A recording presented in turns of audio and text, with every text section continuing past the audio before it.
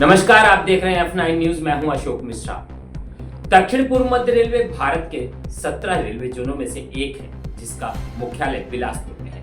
और आपको बता दें कि बिलासपुर छत्तीसगढ़ में स्थित है। इसके कार्य क्षेत्र रायपुर, बिलासपुर, नागपुर मंडल अंतर्गत आते हैं। इसी दक्षिण पूर्व मध्य रेलवे बिलासपुर में तैनात है आरपीएफ के कमांडेंट दिनेश सिंह तोमर।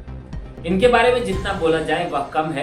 इनके बिलासपुर के तैनाती से लेकर अब तक कई आरपीएफ के बल सदस्य आत्महत्या तक के प्रयास किए हैं, पर विभाग पर आरपीएफ के कमांडेंट को सजा देने के बदले उसे अब तक बिलासपुर डिवीजन में ही बिठाए हुए हैं और रोजाना इनके जुल्मों की कहानी उभर कर आती रहती है।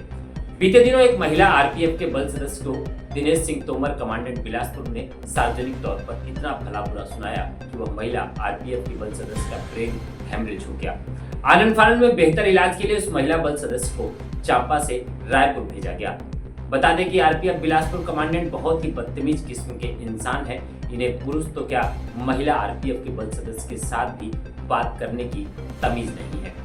वरना सोचिए कि आरपीएफ का बिलासपुर के कमांडेंट सार्वजनिक तौर पर सबके सामने इतनी बुरी तरह से अपमानित किसी महिला बल सदस्य को, उसके बाद खुद को अपमानित होने पर खुद पर इतना दबाव महसूस की कि वह डिप्रेशन में आ गई और उस महिला का ब्रेन हेमरेज हो गया। बता दें कि किसी भी संस्था में आप इस तरह से सार्वजनिक तौर से किसी का भी अपमान नहीं कर सकते, उस पर इतना दबाव बनाकर काम नहीं ले सकते। भारतीय दंड संहिता की धारा आईपीसी की धारा 94 के तहत ये एक अपराध भी है। 1860 की धारा 94 में परिभाषित है कि जिसे करने के लिए किसी व्यक्ति को धमकाकर मजबूर किया हो। और यहाँ भी कुछ ऐसा ही हुआ है कि दिनेश सिंह तोमर कमांडेंट आरपीएफ बिलासपुर के द्वारा एक भरी सभा में महिला आरपीएफ की बल सदस्य को इतनी बुरी तरह से भला बुरा कहा गया कि वह महिला बल सदस्य खुद को असुरक्षित और असहाय महसूस करते हुए डिप्रेशन में चली गई, जो जिंदगी और मौत से अस्पताल में अपनी जिंदगी की जंग लड़ रही है।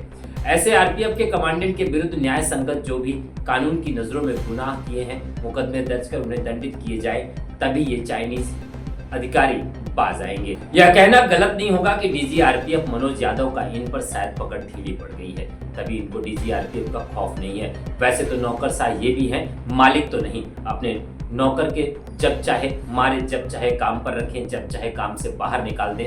अब इसके दो विकल्प हैं, या तो रेल मंत्रालय के मंत्री अश्विनी वैष्णव को बदल दिया जाए या फिर डीजी आरपीएफ को ही समयावधि पूर्ण होने से ही उनके स्थान पर किसी आईपीएफ की नियुक्ति डीजी आरपीएफ के पद पर किए जाने, जिनका सीधा संबंध आरपीएफ के बल सदस्यों से हो और वे अपनी मन की बात उनसे कह सके। वरना ये चाइनीज मॉडल आरपीएफ के अधिकारी इन आरपीएफ के बल सदस्यों का जीना हराम कर देंगे। F9 न्यूज के लिए असीम सामंतों की रिपोर्ट। खबर बड़ी और खास होगी,